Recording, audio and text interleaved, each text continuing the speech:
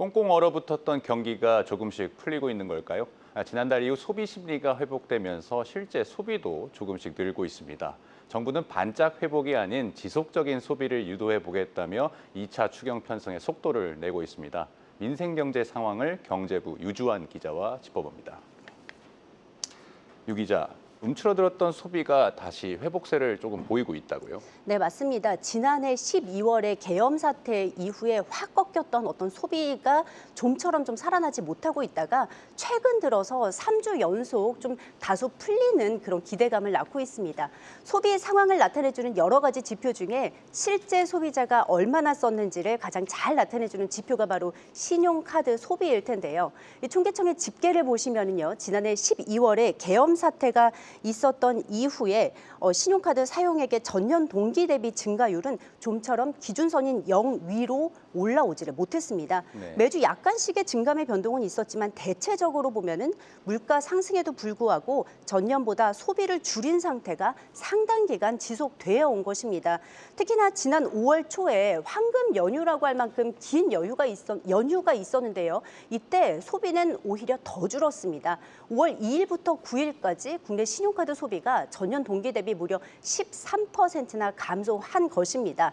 그러다가 이후 3주간 소비가 반등을 보이면서 다시 0 밑으로 떨어지지 않고 5월 중순 들어서 각각 22%, 6%, 5% 정도의 증가세를 유지해오고 있습니다. 자, 이렇게 소비가 풀리게 된 현상의 배경으로는 먼저 국내 정치의 불확실성이 지속되던 것이 대선을 앞두고 좀 안정감을 찾아가게 된 것으로 좀 꼽을 수가 있겠고요. 또 대외적으로 볼 때는 트럼프 행정부의 출범 이후 계속해서 고조되어 오던 불확실성이 상호관세 유예 등으로 좀 다소 진정된 것을 꼽을 수 있겠습니다. 또 이에 따라서 주식시장 등 자산시장도 다소 안정세를 보이면서 소비 여력이 늘어나게 됐다고 분석해 볼 수 있겠습니다. 네, 사실은 이제 소비자들이 체감하기로는 소비가 이렇게 살아났다고 느끼기가 힘들긴 한데 심리는 좀 개선된 것처럼 나타나는군요. 앞으로 소비가 늘어날 수 있다고 기대해 볼 수가 있을까요? 네, 맞습니다. 계엄 사태 이후에 이 소비자 심리 지수라는 게 코로나19 팬데믹 수준으로 완전히 급락한 적이 있었는데요.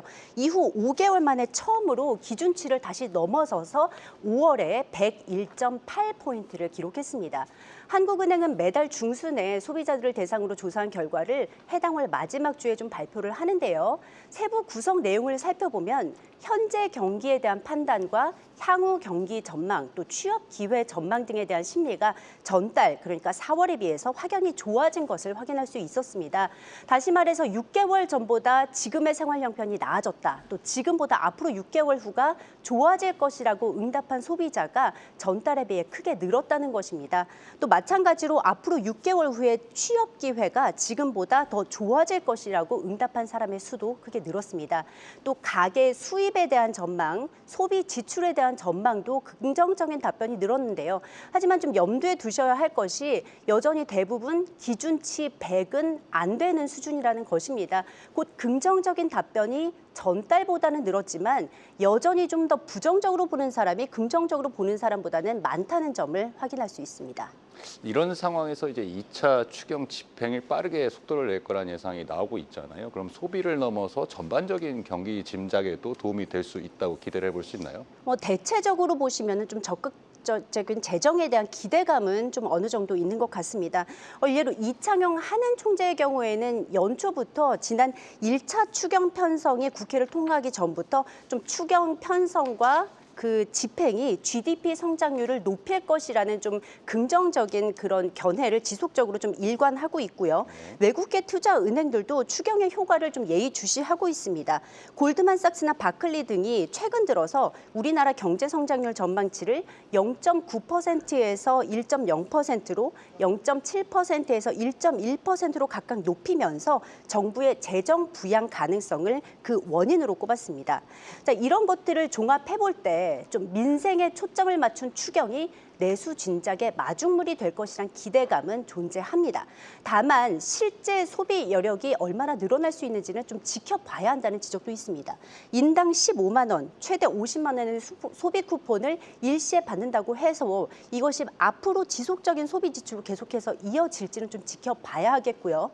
또 최근 가계대출이 급증세를 이어가고 있고 소상공인 중심으로 연체율이 계속 늘어나고 있어서 소비 여력이 증가하는 데에는 좀 제약 요소로 꼽히고 있기도 합니다. 지난달 전 금융권의 가계대출이 전달 대비 6조 원이나 늘어났고 또 이달 들어서도 5대 은행에서만 가계대출이 벌써 2조 원 훨씬 넘게 또다시 늘어났습니다. 또 지난달 5대 은행의 자영업자 대출 평균 연체율이 0.67%로 나타났는데 이는 작년 말 대비 무려 0.19%포인트나 높아진 수치입니다. 자, 수출 불확실성 같은 대외 환경 악화가 결국에는 대기업과 또 중소기업, 소상공으로 이어지는 어떤 경제 구조적인 흐름상 하반기 연체율이 더 악화될 수 있다는 우려도 나오고 있는 상황입니다. 네, 여기까지 듣겠습니다. 경제부 유주환 기자였습니다.